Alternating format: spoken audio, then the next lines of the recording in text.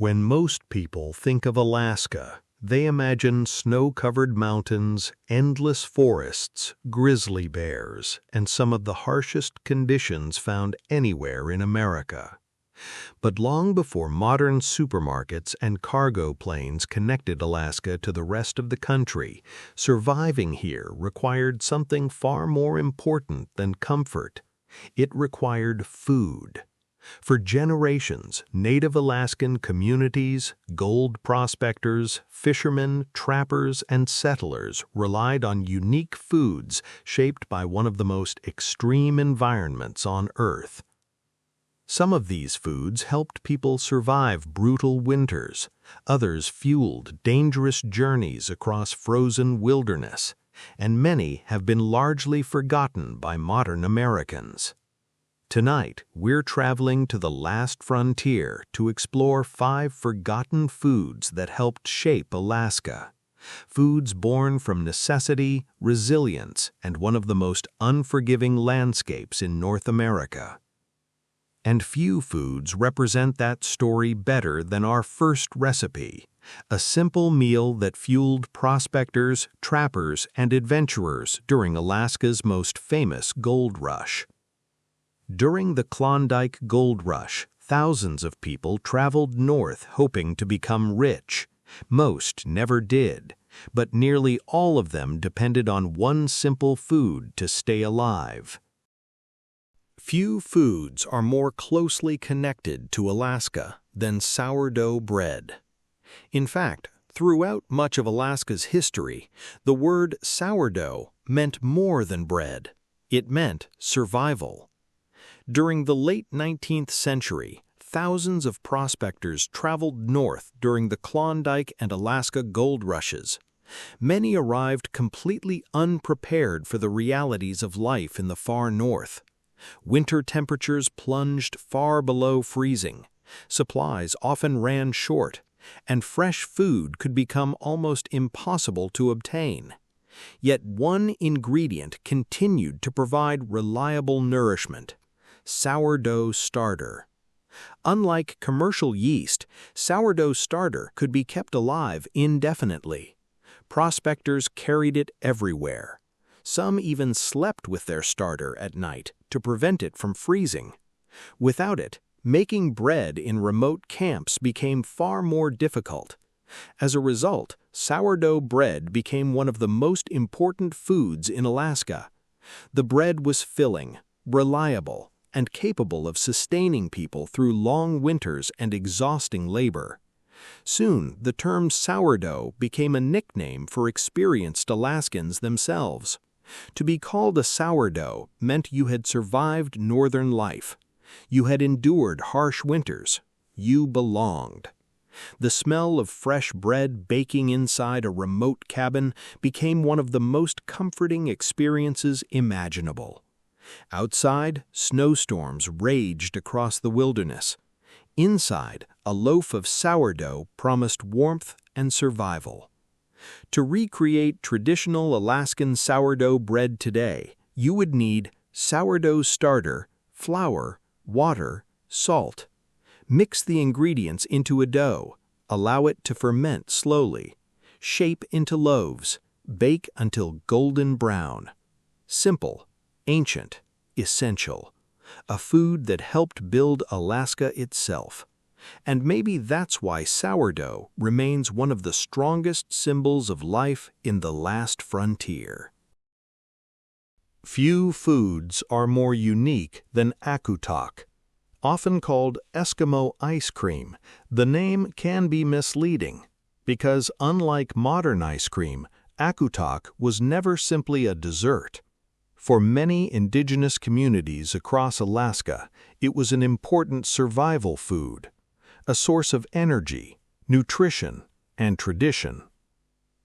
The story of Akutaq stretches back centuries, long before Alaska became part of the United States. Native Alaskan peoples lived in one of the harshest environments on Earth. Long winters, limited plant foods, extreme cold. Survival required making the most of every available resource. Akutaq emerged from that necessity. Traditional versions combined animal fat with berries gathered during the short Arctic summer. The mixture was whipped by hand until it became light and fluffy. The result was surprisingly rich, calorie-dense, and portable. Exactly what people needed during long hunting trips and harsh winters. Different communities developed their own versions. Some used salmon berries, others preferred blueberries or crowberries. Some included dried fish, others incorporated reindeer fat or seal oil. Every region had traditions shaped by local resources. For many families, preparing Akutaq became an important cultural practice. Knowledge passed from elders to younger generations. Recipes were rarely written down. Instead, they were learned through observation and experience.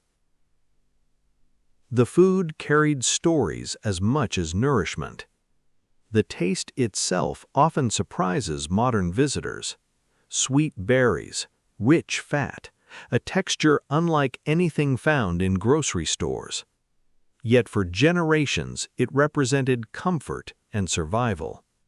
The smell of freshly gathered berries, the excitement of successful hunts, the arrival of family gatherings, all became connected to the dish. Today, many modern versions use vegetable shortening instead of traditional animal fats. Some include sugar, others add dried fruits. But the cultural importance remains. Akutaq continues to symbolize resilience, tradition, and adaptation in the Arctic. To recreate a modern version of Akutaq today, you would need berries, vegetable shortening, sugar, water. Whip the shortening until light and fluffy. Gradually add berries and sugar. Continue mixing until the texture becomes smooth and airy. Serve chilled. Simple, ancient, remarkable. A food born from one of the world's most challenging environments. And maybe that's why Akutaq remains one of Alaska's most fascinating culinary traditions. Because every spoonful carries centuries of knowledge about surviving and thriving in the Arctic. While Akutaq helped provide valuable energy during Alaska's long winters, another food became the foundation of life itself. A food so important that entire communities depended on its annual return. Few foods have shaped Alaska more than salmon. For thousands of years, salmon runs transformed rivers throughout the region. They provided food, supported communities, and helped make life possible in places where other resources could be scarce. When the salmon arrived each year, families worked quickly. Fish were cleaned, dried, smoked, preserved. Every usable part mattered, nothing was wasted. One of the most valued portions was the belly. Rich in natural oils and nutrients, salmon belly provided far more energy than lean cuts of fish. In an environment where calories could mean survival, that mattered greatly. Over time, countless families developed soups and stews built around salmon belly. These meals were simple, but they were deeply nourishing. Water, fish, wild herbs, occasionally root vegetables. The ingredients varied depending on region and season, yet the purpose remained the same: to transform a valuable resource into a meal that could feed entire families. The smell became familiar across Alaska, fresh salmon simmering slowly, steam rising from cooking pots, family members gathering after long days of fishing and work. For many communities, salmon was not merely food, it was a way of life. Stories, traditions, economies, entire cultures developed around the annual salmon runs. Even today, salmon remains one of Alaska's defining foods. Modern fishing fleets may operate differently than traditional communities, but the importance of salmon has never disappeared. To recreate a traditional-style salmon belly soup today, you would need salmon belly, water or fish stock, onion, potatoes, salt, black pepper. Simmer the ingredients slowly until the fish becomes tender and the broth develops rich flavor. Serve hot. Simple, nutritious, essential. A food that helped sustain generations of Alaskans. And maybe that's why salmon remains one of the most powerful symbols of life in the last frontier. But while salmon sustained communities along Alaska's rivers and coastlines, another animal would eventually become one of the most recognizable symbols of Alaska's modern food culture. Few foods are more closely associated with modern Alaska than reindeer sausage. Walk through a summer festival in Anchorage, visit a roadside food stand, attend a local sporting event, and chances are you'll find someone serving it. Today, many visitors consider reindeer sausage one of Alaska's signature foods. Yet its story begins far from tourist attractions and souvenir shops.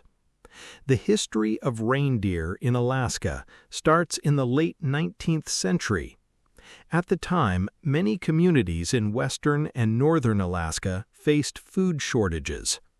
Government officials searched for solutions that could help support remote populations living in harsh Arctic conditions. Their answer came from across the Bering Sea. Thousands of reindeer were imported from Siberia and introduced to Alaska. The animals adapted remarkably well to the Arctic environment. Soon, reindeer herding became an important source of food and income for many communities. Unlike cattle, reindeer thrived in cold conditions.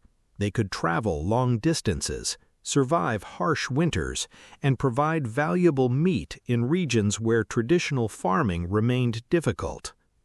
Over time, reindeer meat became a familiar part of life throughout parts of Alaska.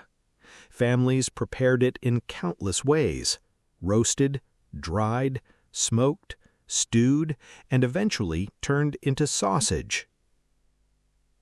The development of reindeer sausage reflected another long-standing Alaskan tradition: making food last.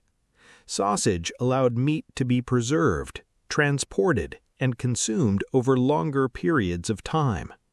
It also transformed lean reindeer meat into something rich, flavorful, and easy to prepare. As Alaska modernized, reindeer sausage gradually moved beyond remote communities. Restaurants began serving it, food vendors embraced it, tourists became curious, and before long it developed a reputation as one of Alaska's most recognizable foods. The smell became familiar across summer festivals and local markets. Smoke drifting from grills, sausages sizzling over open flames, crowds gathering around food stands. For many Alaskans, the aroma became part of the state's identity. The flavor itself is often described as slightly richer and earthier than traditional beef sausage. Many recipes blend reindeer meat with pork fat or beef fat to create a balanced texture. Seasonings vary from one producer to another. Some emphasize smoke, others highlight spices. Every version reflects local traditions. Today, reindeer sausage represents an interesting blend of old and new Alaska. A food rooted in survival and adaptation, yet embraced by modern visitors searching for an authentic taste of the last frontier. To recreate traditional reindeer sausage today, you would need reindeer meat, pork fat, garlic, black pepper, salt, and sausage casings. Grind the meat and fat together, mix thoroughly with seasonings, fill sausage casings, and smoke or cook until fully prepared. Serve on its own or inside a bun with grilled onions. Rich, smoky, distinctive, a uniquely Alaskan food that connects Arctic history with modern culture. And maybe that's why reindeer sausage remains so popular today, because every bite tells the story of adaptation, resilience, and life in one of America's most extraordinary places. But while reindeer sausage became one of Alaska's most recognizable foods, our final meal wasn't famous because of its flavor. It became famous because it could survive almost anything. Freezing temperatures, long journeys, months in storage, and life far beyond the reach of grocery stores. Few foods are more practical than pilot bread. To outsiders, it appears almost absurdly simple. A large cracker, hard, dry, plain. Yet throughout Alaska, pilot bread became legendary. Its story stretches back centuries. Originally developed as a type of hardtack for sailors, the cracker was designed to survive long voyages at sea. Unlike ordinary bread, it could remain edible for months or even years when stored properly. That durability made it ideal for Alaska. Throughout much of the state's history, transportation posed enormous challenges. Many communities remained isolated for large portions of the year. Supplies arrived infrequently. Weather often disrupted deliveries. Food needed to last. Pilot bread provided exactly that. Hunters carried it. Fishermen packed it. Bush pilots stored it. Families kept boxes of it in their homes for emergencies. The cracker became one of Alaska's most dependable foods. Rarely exciting, always available, and often paired with canned meat, canned fish, peanut butter, or whatever other ingredients happened to be on hand. For many Alaskans, pilot bread represented preparedness, a simple food capable of providing calories during emergencies, storms, and long trips through remote wilderness. The smell wasn't what people remembered. Pilot bread hardly had a smell at all. Instead, people remembered reliability, the confidence of knowing food was available no matter what happened. The recipe reflected a fundamental truth about life in Alaska. Convenience often mattered less than dependability. The food that survived harsh conditions frequently became the most valuable. Even today, pilot bread remains surprisingly popular throughout the state. Visitors often find it amusing. Locals understand its importance immediately. To recreate a traditional Alaskan pilot bread meal today, you would need pilot bread crackers, canned meat or canned fish, butter or spread optional. Place the meat directly on the crackers. Serve immediately or pack for travel. Simple, reliable, legendary. A food that helped people survive in one of the most remote regions of North America. And maybe that's why pilot bread remains an icon of Alaska. Because sometimes the most important foods aren't the most exciting. They're the ones that never let you down.